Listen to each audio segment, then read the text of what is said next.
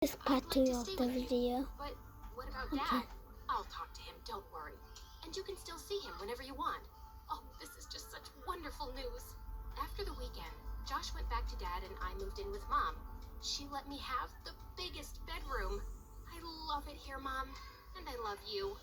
I've been waiting to hear that for so long. In the coming days, Mom got me anything I wanted.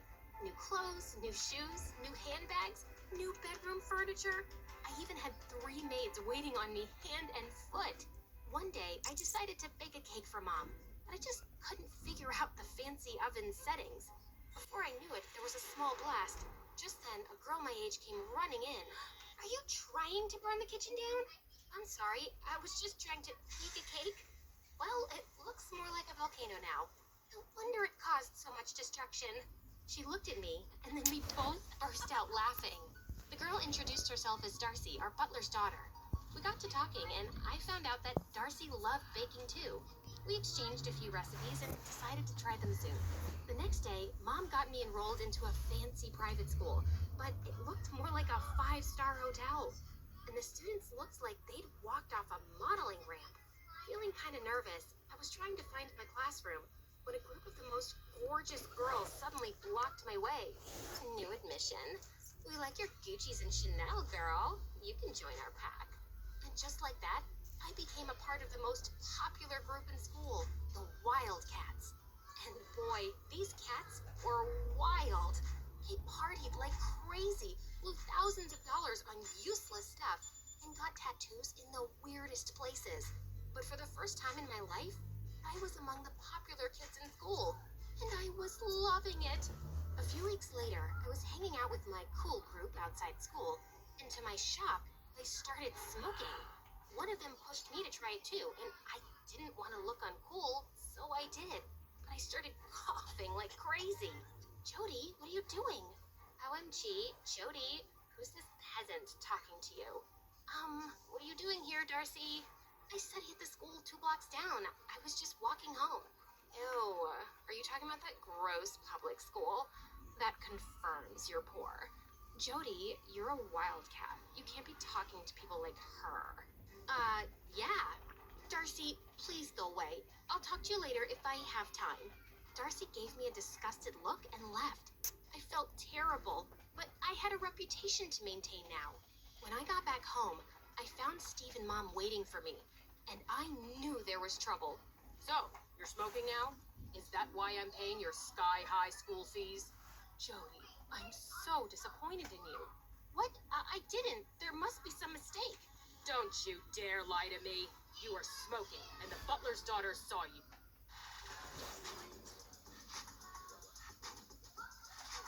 Where is ads? Don't you dare lie to me. You were smoking, and the butler's daughter saw you. Steve was always so calm, and seeing him like that was kind of scary. He shouted at Darcy to come in. Tell me what you told us earlier, girl. Did you see Jody smoking or not? Darcy looked at me, then turned nervously to him. Sir, I think I made a mistake because that girl was wearing a different dress.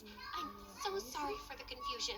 Steve sent her away angrily, and soon after I followed her. If you see What a were you text thinking, being a tell me, and snitch? if Jack I calls was me, tell trying me. to save you from falling into bad habits, but I wasn't expecting Mr. Steve to react so badly, so I changed my statement. You should be thanking me. Well, no thank you. Just mind your own business. Yeah, I'll do that now. You're just a rich brat. I don't know why I thought you were different. I felt so mad at her, but I forgot about the fight soon because the following weeks I had a crazy schedule. I went to school, attended salsa and French classes Mom enrolled me in, and then went out partying with my friends. I was so busy with my new life that I almost completely forgot about Dad and Josh, too. Then one day, I got a call from Josh. Can you come home this evening? I want to plan a surprise party for Dad. I promised Josh I'd be there, and that I'd also bake a special cake for Dad.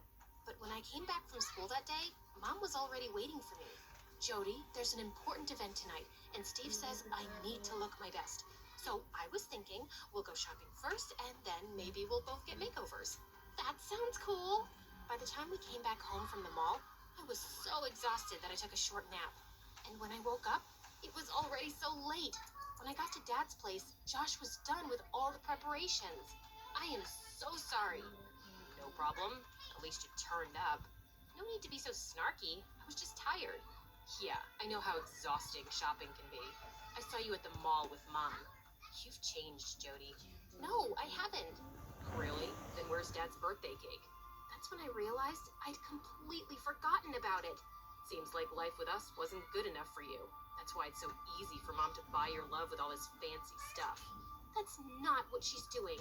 And maybe I like it that I don't always have to share things with you. And Mom and Steve never scold me for buying something for fun. They aren't stingy like Dad. Just then I realized that Dad had walked in. Oh, Dad, happy birthday. I know that I'm careful with money, Jody, but I've always worked hard and tried to give you a good life. I know that. I didn't mean it. Yes, you did. You just didn't mean for me to hear it. Dad said he was tired and just wanted to go to bed. And Josh was so mad at me for ruining everything. Back at home, I tried falling asleep, but kept feeling terrible. I didn't mean to hurt Dad. And was it true that I'd changed, like Josh had said?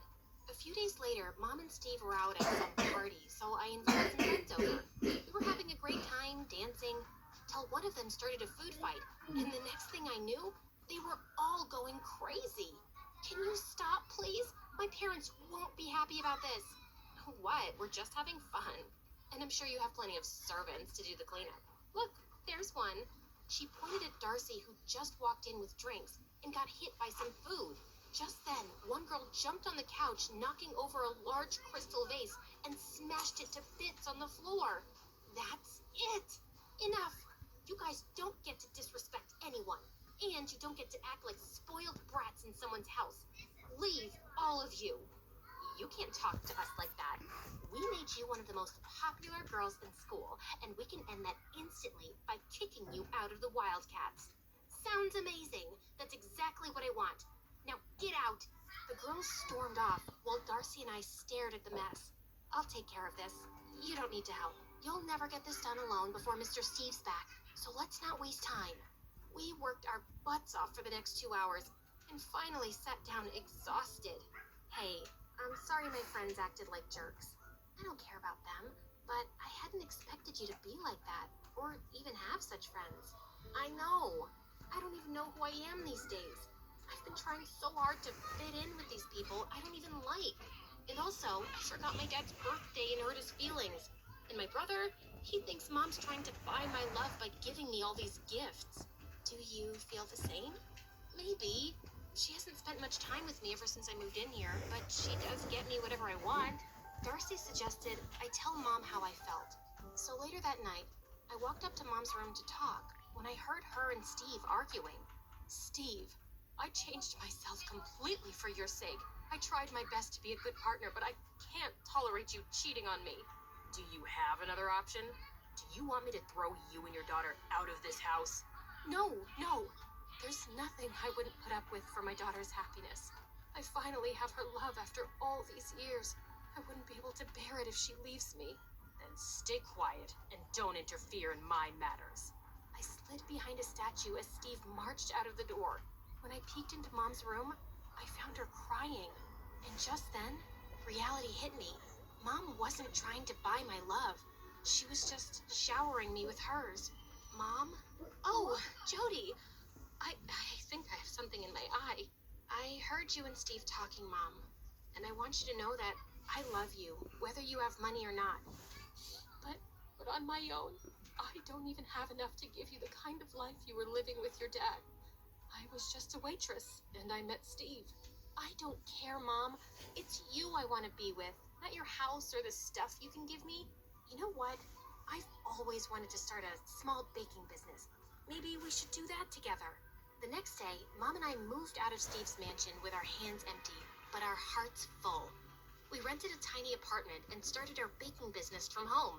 And I took the time to reconnect with Dad and Josh and even kept in touch with Darcy.